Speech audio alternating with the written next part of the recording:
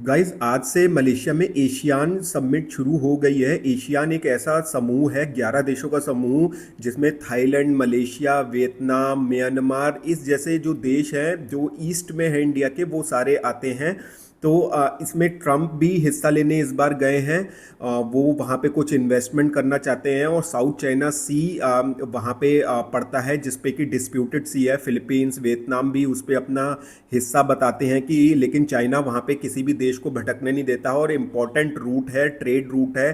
तो Asian summit इसलिए Trump के लिए इम्पॉर्टेंट थी क्योंकि वो वहाँ पे भी अपना इन्फ्लुएंस दिखा सके। तो ट्रम्प ने बोला है कि जो एशियन देश है वहाँ पे लगभग वो 8 से 10 बिलियन डॉलर तक का इन्वेस्टमेंट करेगा। और जो इसकी हाईलाइट्स हैं इस बार जो एशियन समिट हो रहा है, वो मैं आपको फटाफट बता देता हूँ।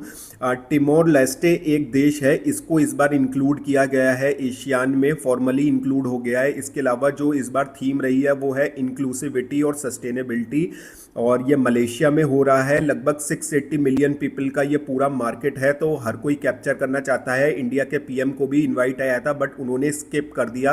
अब स्किप क्यों किया है, जो कि रिमर चल रहे हैं सोशल मीडिया पे कि उनकी जान को खतरा था, उस वजह से उन्होंने स्किप किया है।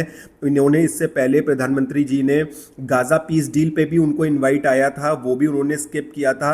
या तो वो ट्रम्प को डायरेक्ट अभी उनसे मिलना नहीं चाहते हैं जब तक कि कोई ट्रेड एग्रीमेंट इंडिया और अमेरिका के बीच में ना हो जाए, या तो वो उनको अवॉइड कर रहे हैं पूरी तरीके से, या फिर जो ये एक स्पेकुलेशन चल रहा है कि जो सीआईए एजेंट अभी बांग्लादेश में मरा है, इसको लेके कुछ इंटेलिजेंस इनपुट रॉ ने प्रोवाइड किया है, तो ये भी हो सकता है। खैर, ये तो सिर्फ अफवाह भी हो सकती है कि उनकी जान को खतरा है, ये कोई अभी तक पुख्ता इसके पीछे सबूत नहीं मिला है।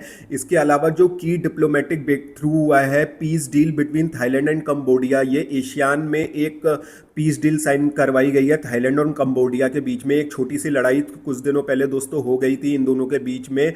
तो अब जब ट्रम्प आ रहे हैं वहाँ पे, तो उन्होंने कहा भाई मैं आ रहा हूँ तो एक कोई पीस डील तो करवाओ, मैं और आके वहाँ क्या करूँगा, मैं तो पीस मेकर हूँ, तो एक पीस डील तो छोटी मोटी चाहे कोई भी हो करवा दो। तो मलेशिया के जो प्राइम मिनिस्टर है उन्होंने एक पीस एग्रीमेंट साइन करवा दिया थाईलैंड और कंबोडिया के बीच में। The deal was witnessed by Donald Trump and Malaysia prime minister, highlighting external influence in mediation. The broader conflict had flared up earlier in the year. तो ये अभी हुई थी एक, इसका पीस डील इन लोगों ने साइन करवा दिया है। जो की इशू आ रहे हैं वो यूएस टैरिफ के लिए डिस्कशन होगा, जो यूएस ने टैरिफ पूरी दुनिया पे लगा रखे हैं। इसके अलावा rare earth supply, specially as China restrict जो उनने एक्सपोर्ट किया हुआ है, उसको लेकर डिस्कशन होगा।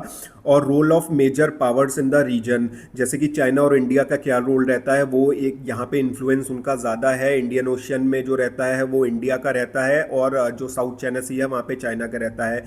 और इंडिया जो एशियन रिलेशन है वो हमेशा से बहुत स्ट्रॉन्ग रहे हैं। मोदी जी ने हमेशा से कहा है कि अभी वो अटेंड तो नहीं कर रहे हैं, लेकिन उन्होंने वर्चुअली इस समिट को अटेंड किया है, और उन्होंने बोला है कि ये कल्चरल एंड स्ट्रेटेजिक जो इंडिया और एशियन कंट्रीज़ हैं, इनमें कल्चरल और स्ट्रेटेजिक रिलेशन एक अच्छा बनना चाहिए और पार्टनरशिप होनी चाहिए। इंडिया ने यह भी अनाउंस किया है कि 2026 तक एशियन इंडिया मैरीटाइम कॉरपोरेशन होगा, जिसमें टाइज और डीपन होंगे।